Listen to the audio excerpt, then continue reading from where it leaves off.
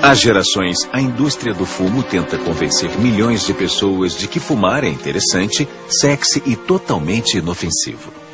E fez um bom trabalho, pois todo dia fumamos bilhões de cigarros. Entra ano, sai ano. Na verdade, é uma das campanhas de publicidade mais bem-sucedidas da história, na qual sedução, supressão e distorção de fatos foram um elemento crucial.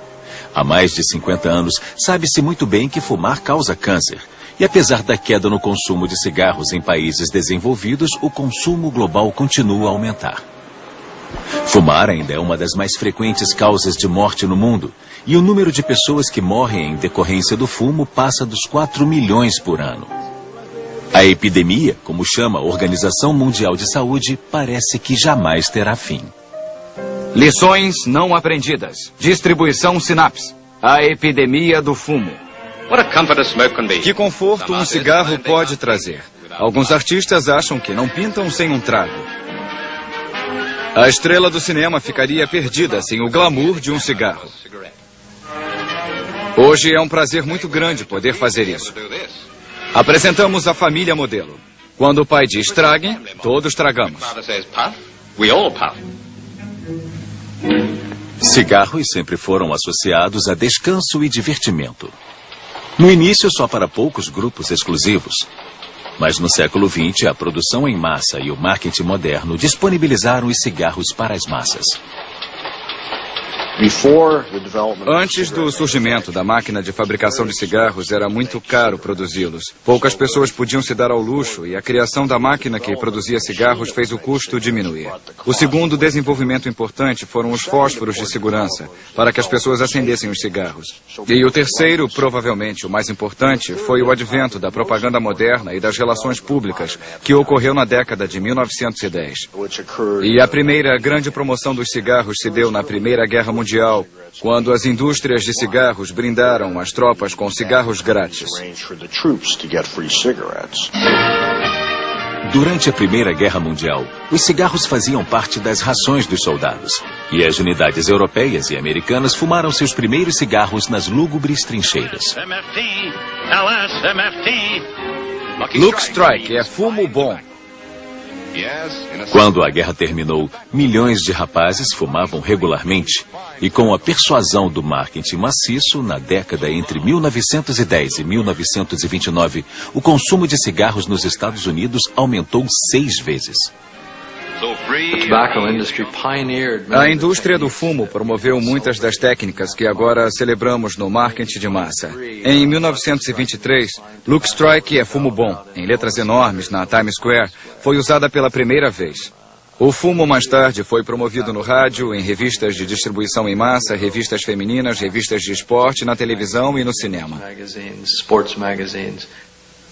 A indústria do fumo logo percebeu que as mulheres também eram um grande mercado potencial, apesar de pouquíssimas fumarem nos anos 20, uma vez que, pela moral da época, as mulheres não deviam se viciar. Mas a indústria do fumo lançou uma campanha criativa.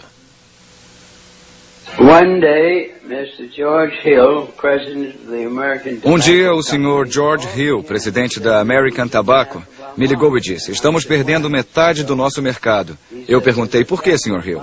Ele respondeu: existe um tabu dos homens que não permite que as mulheres fumem. O que podemos fazer para acabar com isso?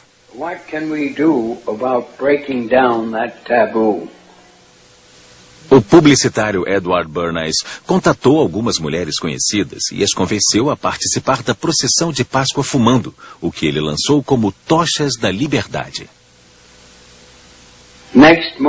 Na manhã seguinte, todos os jornais dos Estados Unidos, até o New York Times, traziam na primeira página: debutantes acendem tochas da liberdade, protestando contra a desumanidade do tabu de que mulheres não devem fumar.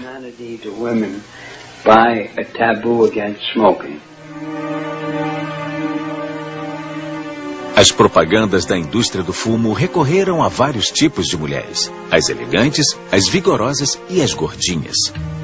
Pegue um Lucky Strike em vez de um doce, incitava o fabricante de Lucky Strike.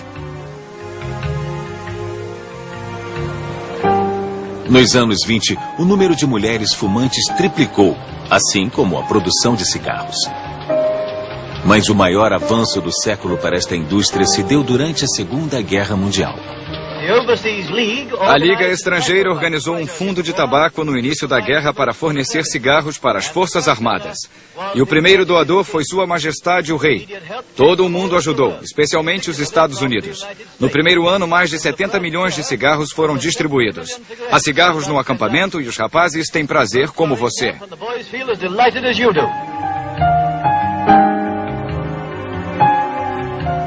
Próximo ao fim da guerra, 4 em 5 ingleses fumavam.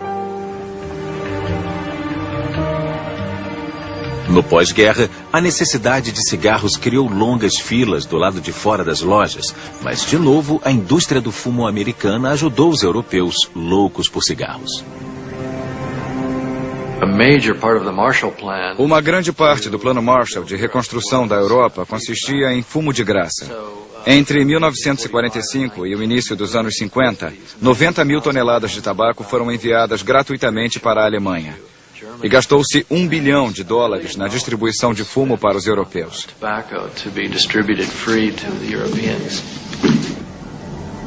Enquanto cigarros eram fumados com frequência, vieram as críticas, pois todos sabiam que eles causavam irritação na garganta e tosse. Mas um número crescente de estudos científicos indicou um efeito bem mais sério do fumo.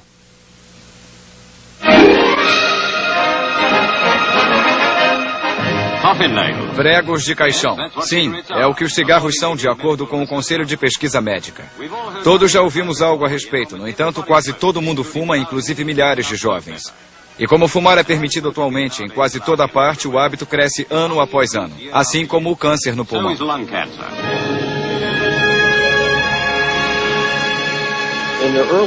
O início dos anos 50 trouxe vários estudos complementares muito importantes.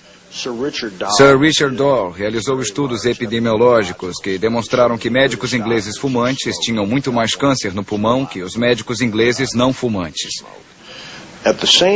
Ao mesmo tempo, Ernest Winder, nos Estados Unidos, fez experiências pintando ratos com alcatrão e eles tiveram câncer. E estes dois fatos atraíram um enorme interesse público. Reader's Digest, publicada em várias línguas, é uma das revistas mais lidas em todo o mundo e abordou os estudos convincentes, e o resto da imprensa fez o mesmo, resultando na pior crise da indústria do fumo.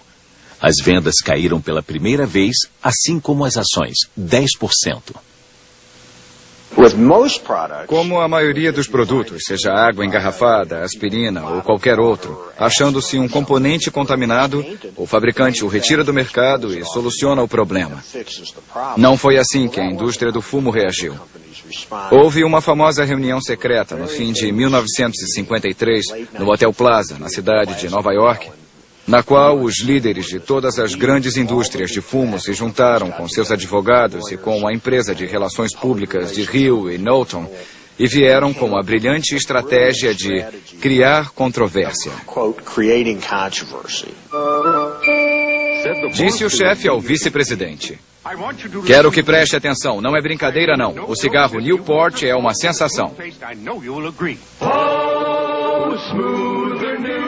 Segundo pesquisa feita em todo o país, mais médicos fumam Camel do que qualquer outro cigarro. As indústrias de fumo entenderam, àquela altura, que não tinham de convencer as pessoas de que fumar era seguro, o que era impossível. Era só convencê-las de que o caso ainda estava aberto. Em 4 de janeiro de 1954, a indústria do fumo lançou uma propaganda de página inteira em 448 jornais americanos. Sob a manchete, "Uma honesta declaração aos fumantes de cigarro", a indústria escreveu: "Possuímos o interesse na saúde das pessoas, mas acreditamos que os produtos que fazemos não sejam prejudiciais à saúde." E no mesmo anúncio, a indústria disse que formaria um comitê de pesquisas da indústria do fumo para investigar a ligação entre fumo e saúde. O objetivo da organização que eles armaram, o Conselho de Pesquisa do Fumo, era simplesmente distrair as pessoas da questão de fato para que a indústria pudesse dizer: estamos estudando o problema, olhem todo o dinheiro que estamos destinando à pesquisa sobre o fumo e saúde. E quando finalmente tivermos uma resposta, vocês saberão. Bom, nos 40 anos seguintes, eles disseram: não há evidências de que existam riscos no fumo. Precisamos pesquisar mais, ter certeza de que se baseie em ciência sólida. Nosso repórter entrevistou Alexander Maxwell, presidente do Comitê Permanente de Fabricantes de Cigarros. Até agora, que conclusões sua organização chegou? Elas estão muito claras no relatório anual, que acabamos de editar. Ele demonstra que precisamos pesquisar muito mais nesta vasta área. E penso que definir o fumo como agente causal hoje não se justifica de forma alguma. Obrigado, senhor. Muito obrigado por poder expressar nossas opiniões. Fume um cigarro antes de ir. Obrigado.